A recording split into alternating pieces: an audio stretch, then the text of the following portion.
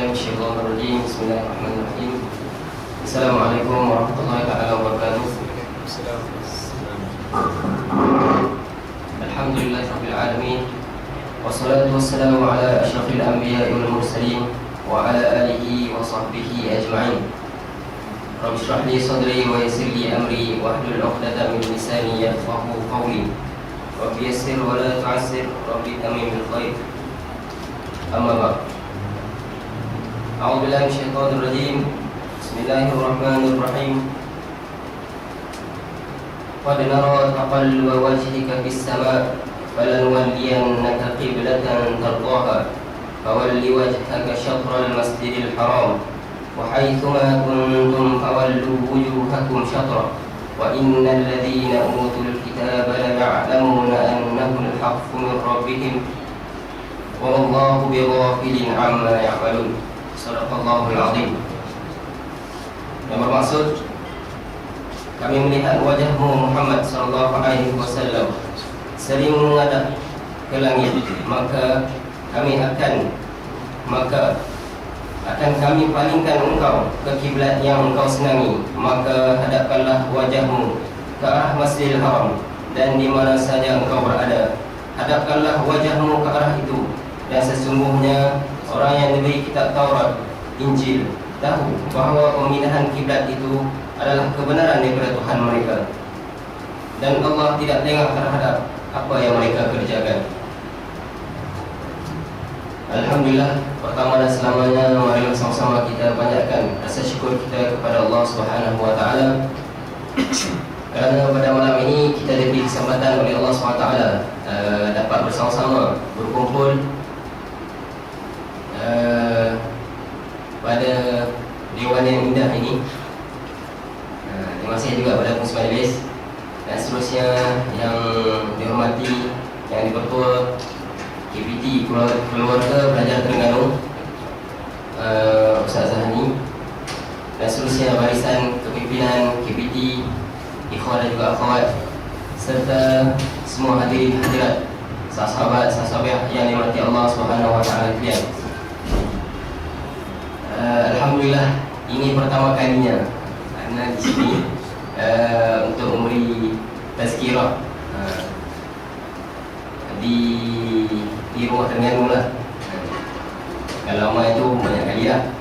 Cuma mungkin pada malam ini diberi kesempatan oleh Allah SWT dapat bersua muka dengan sahabat warga Terengganu. Tapi Ana cakap biasalah, tak cakap Terengganu lah. Boleh nak tak? Boleh. Jadi cakap Terengganu yang hancur lagi. Baik, alhamdulillah, pada malam ini juga kita diberi nikmat oleh Allah Subhanahu wa taala bersua juga pada malam Nisfu Syaban, yang mana pada malam ini terdapat pelbagai perkara, pelbagai sirah, pelbagai sejarah dan peristiwa yang berlaku pada Nisfu Syaban. Masing-masing pun dah tahu kaitan dengan Nisfu Syaban. Kalau di Malaysia tu macam-macam. Ada yang berbagai lah. Kalau biasa di Malaysia kita akan buat solat, kita akan baca Yasin 3 kali selalunya lah, 3 kali, dan setiap kali itu ada niat-niat yang tersendiri. Apapun yang paling penting, apa yang kita buat tu kita niat kerana Allah Subhanahu wa taala untuk dapat maghfirah daripada Allah Subhanahu wa taala.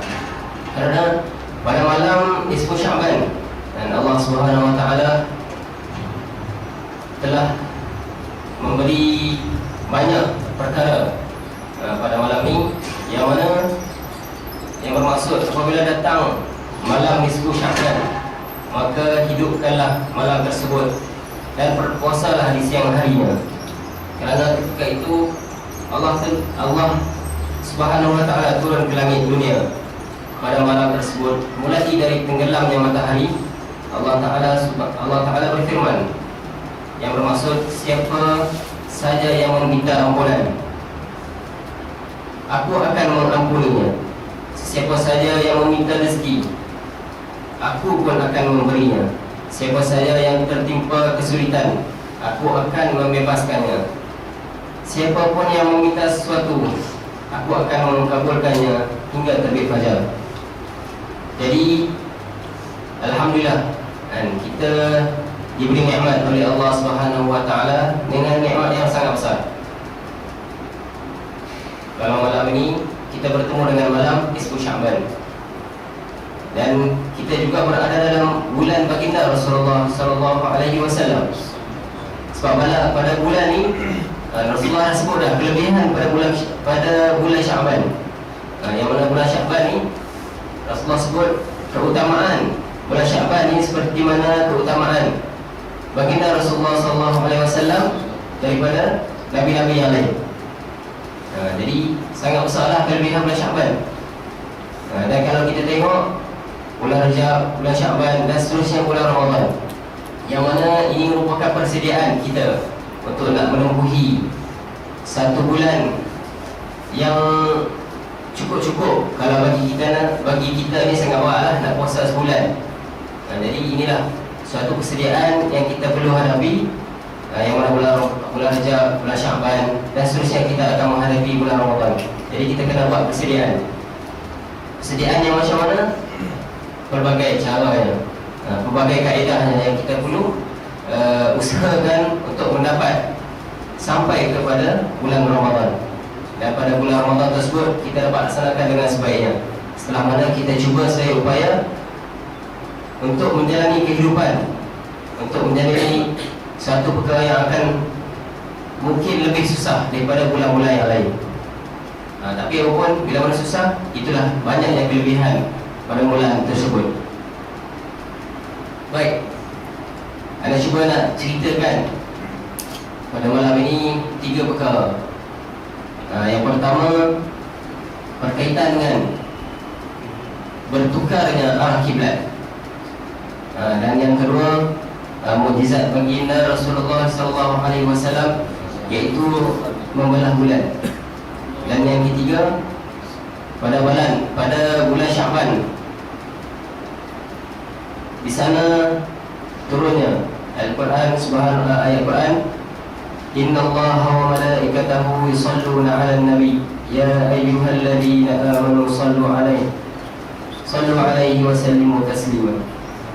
Jadi 3 perkara yang anda cuba ingin sampaikan kepada kalian semua dan juga kepada diri anda sendiri. Dan untuk kita peringatan bersama, mungkin masing-masing dah dengar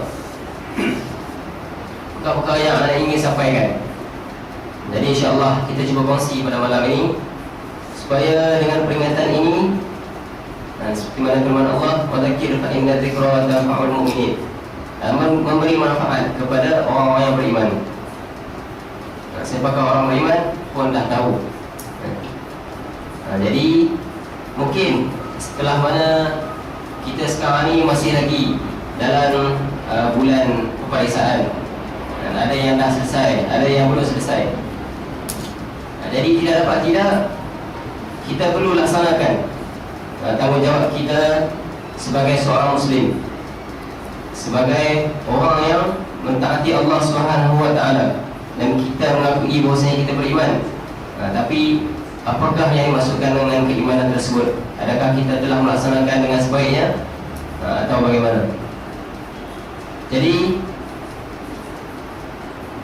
kita perlu lalui hari-hari yang berikut, hari-hari yang seterusnya.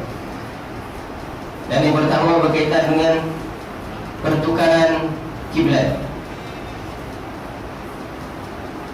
yang mana peristiwa ini berlaku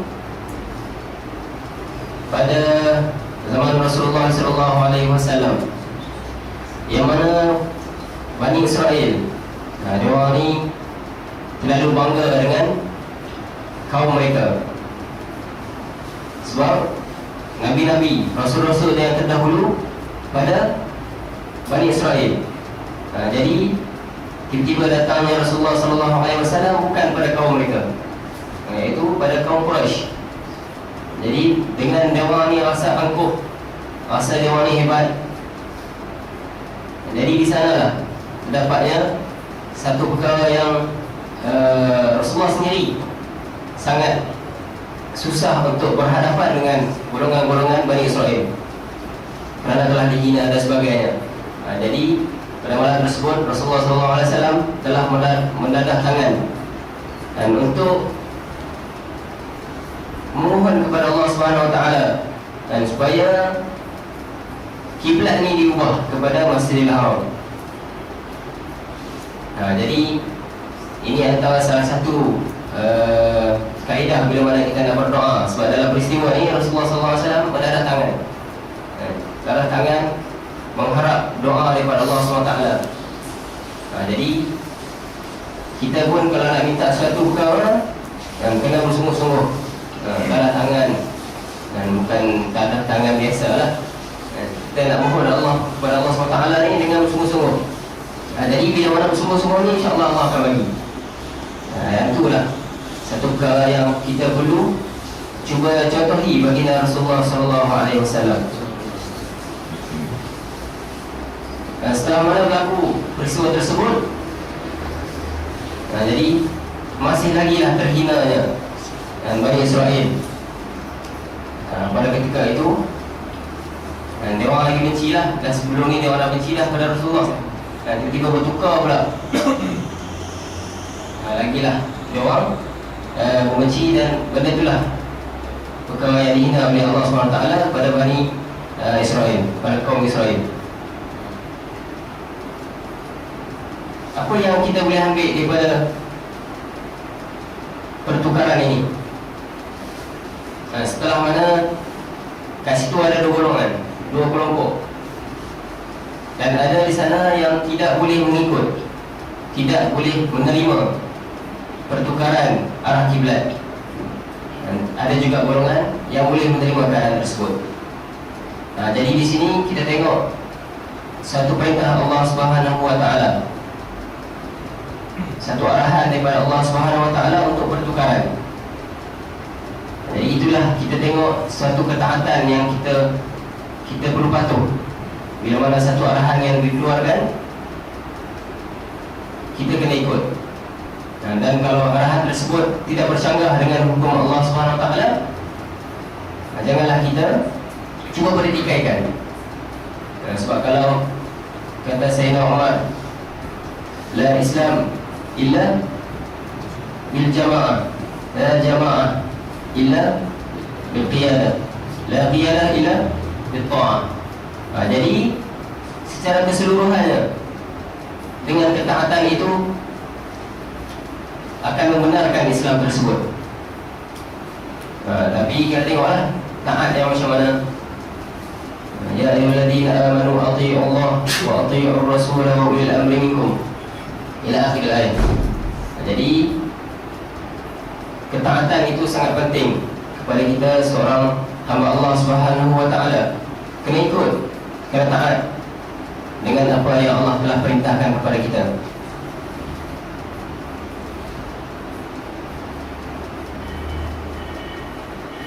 Itu yang satu kaitan dengan pertukaran arah kiblat. Yang mana kalau satu perkara itu berlaku, ini kita boleh tengoklah. Kalau dalam rukun bai'ah sendiri, kita boleh ambil dua perkara kat sini. Yang pertama taat, dan yang kedua tajarrud. Yang mana ketaatan, dan juga yang mana satu lagi ni kita kena kosongkan diri. Setelah mana satu perkara yang dapat daripada kita, yang mana kita dah suka dah perkara tersebut, dah suka sangat dah, tiba-tiba Allah letakkan kena buat perkara ni, ataupun arahan pimpinan dan sebagainya, kena buat perkara ni. Jadi kat situlah kita kena kosongkan diri kita daripada apa yang kita suka dengan keadaan yang telah diperintahkan oleh Allah Subhanahu Wa Taala. Jadi kita kena ingatlah perkara tersebut. Mungkin susah untuk kita. Kadang-kadang kita dah suka buat benda yang tak elok, kita nak pindah kepada yang benda yang elok pun sangat susah. Jadi begitulah yang mana hukum-hukum Allah Subhanahu Wa Taala telah tetapkan kepada kita. Itulah pertanggungjawaban kita untuk mengikuti, untuk menerima arahan dan mentaati segala perkara yang telah diberikan kepada kita. Dan yang seterusnya, perkara yang kedua yang ingin sampaikan, iaitu berkaitan dengan mukjizat baginda Rasulullah sallallahu alaihi wasallam. Terbelahnya bulan, sebab peristiwa yang berlaku pada Isra Mi'raj pada bulan Rajab, yang mana telah dikisahkan, telah diceritakan Rasulullah kepada seluruh kaum yang ada pada ketika itu. Termasuklah bapa saudara baginda Rasulullah sallallahu alaihi wasallam. Pada dalam satu keadaan, dan Rasulullah ceritakan perkara Isra Mi'raj, dan dalam suasana tersebut masing-masing tidak mempercayai, masing-masing tidak mengakui apa yang telah dikisahkan oleh baginda Rasulullah SAW di Isra dan Mi'raj kan, dan peristiwa-peristiwa yang berlaku dan sebagainya. Tapi di sana Abu Jahal telah mencabar baginda Rasulullah SAW untuk katakan, cuba belah bulan tengok, nak mengatakan kebenaran yang telah diceritakan oleh baginda Rasulullah SAW. Dengan perkara tersebut terbelahlah dengan kuasa Allah Subhanahu wa taala, terbelah bulan. Dan benda ini pun dah terbukti dengan sains dan sebagainya.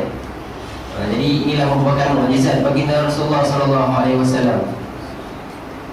Dan di sana juga, bila mana dah telah disaksikan dengan mukjizat tersebut, masih lagi ada yang tidak mengakui, tidak beriman kepada Allah Subhanahu wa taala. Inilah perangai-perangai orang yang tidak dapat menerima hukum Allah Subhanahu wa taala. Dan khatamallahu ala qulubihim wa ala sam'ihim wa ala absarihim ghishawah wa lahum 'adzabun 'adzim. Jadi Allah dah tutup dah hati-hati mereka, dan tidak dapat menerima kebenaran daripada Allah Subhanahu wa taala. Adakah kita juga nak jadi macam tu? Dan dah jelas lagi nyata kebenaran yang datang kepada kita, dan kalau kita berpaling, kemungkinan selepas ini Allah akan hilangkan rasa keimanan kita, rasa nak mentaati, rasa nak mematuhi dan sebagainya, hilang. Bila mana kita tak mempercayai, kita tidak mendengar arahan daripada Allah Subhanahu wa taala.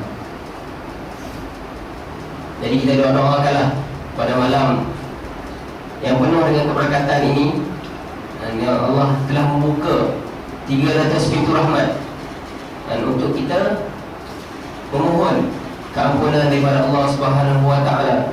Mungkin di sana terdapat pelbagai perkara yang kita buat yang melanggar dengan syariat Allah Subhanahu wa taala. Jadi benda ini menjadi kebiasaan. Dan dua perkara tadi ini, situasi yang berlaku pada kita dan pada masyarakat kita,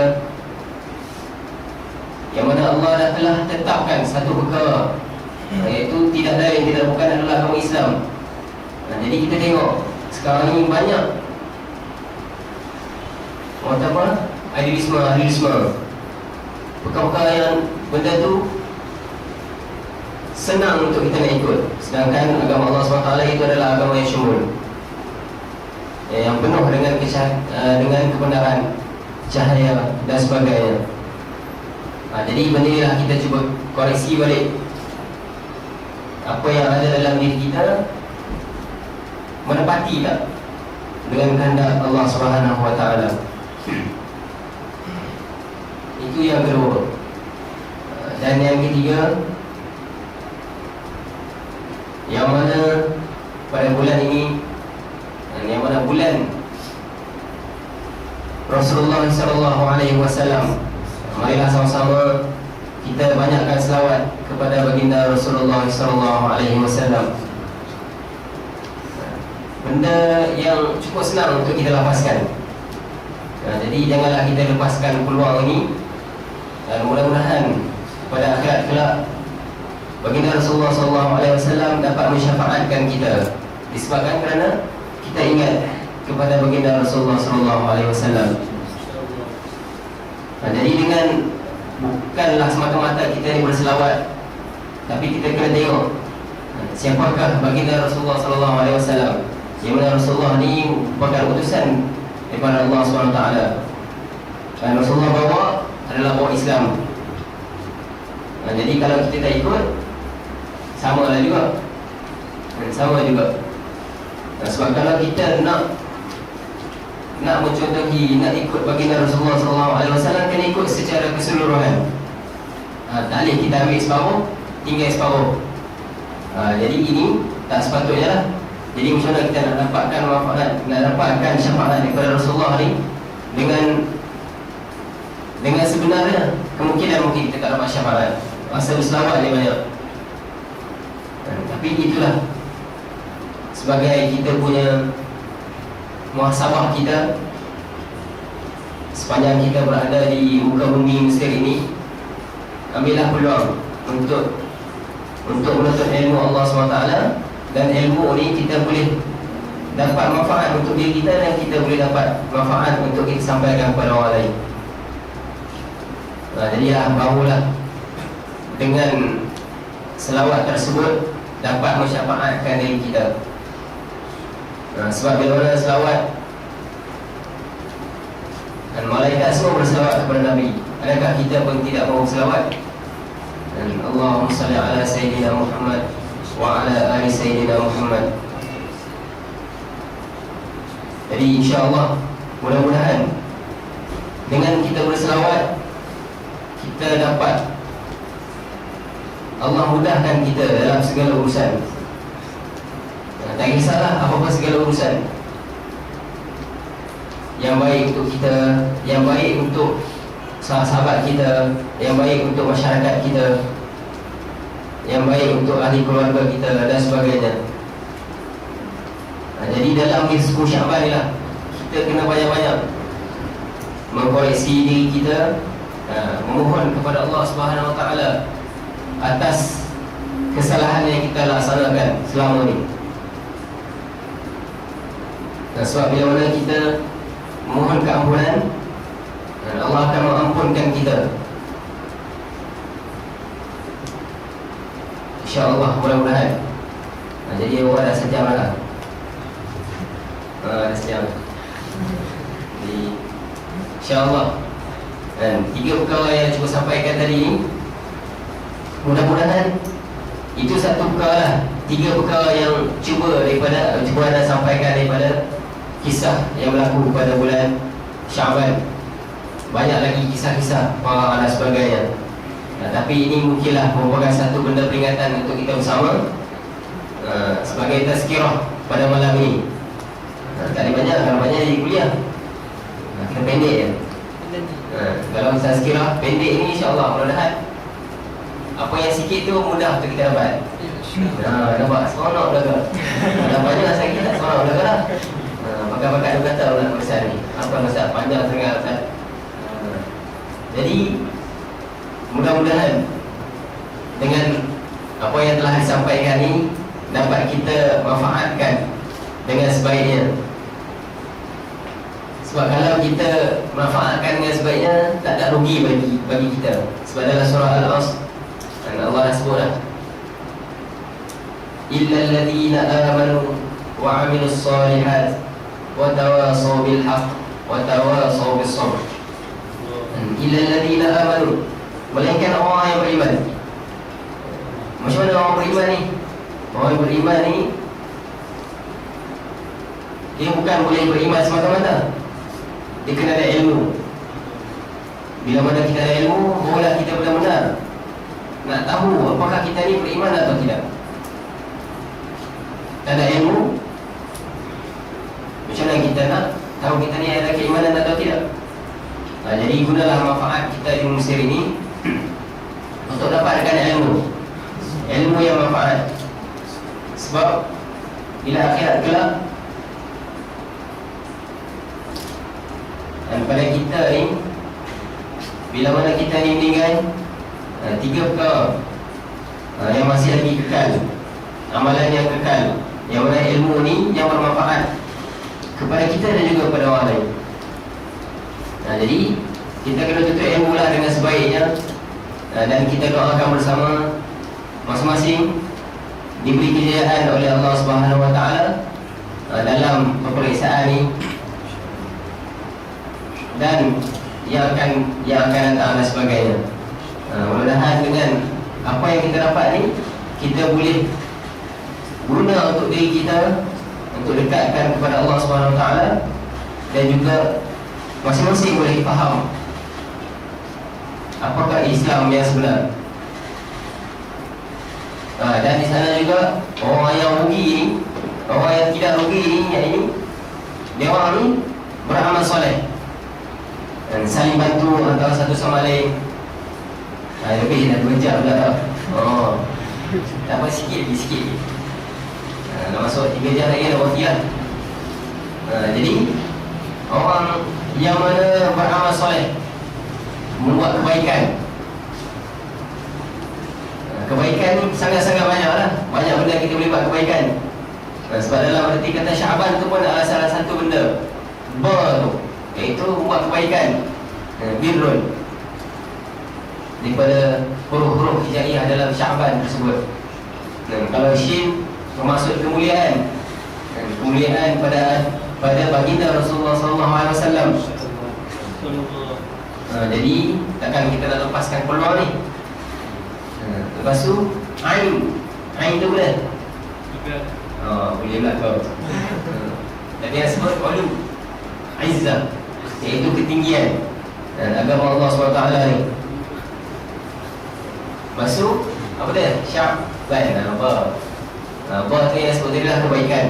Jadi kita buat kebaikan pada bulan-bulan yang telah Allah letakkan sangat-sangat banyak anugerah di dalamnya, keistimewaan.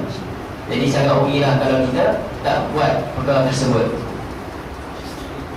Sekadar itulah. Saya panjang pula tafsiran tu. Nampak masing-masing dah ada punya perkara yang nak buat selepas ni. Jadi insyaAllah lah, mudah-mudahan apa yang baik itu datangnya daripada Allah SWT, dan mudah-mudahan kita dapat sampaikan juga benda-benda yang kita dapat pada malam ini, walaupun sedikit. Sikit je dah bagi. Saya tak tahu nak apa pun. InsyaAllah lah, mudah-mudahan yang sikit je lah. Dan yang baik itu masing-masing kita akan ambil. Kita cuba ambil dan kita cuba amalkan. Sebab kalau benda yang baik ni tak rugi kita untuk kita amalkan dan kita cuba sampaikan. Sekadar itulah berada. Mohon maaf atas keterlebihan masa. Dah hampir 2 jam. Dan mohon maaf lah atas segala kekurangan sudah menyampaikan sebagainya. Yang baik datangnya dari Allah SWT, yang lemah kurangnya daripada diri sendiri. Wabillahi taufiq wal hidayah. Wassalamualaikum warahmatullahi taala wabarakatuh. Waalaikumsalam.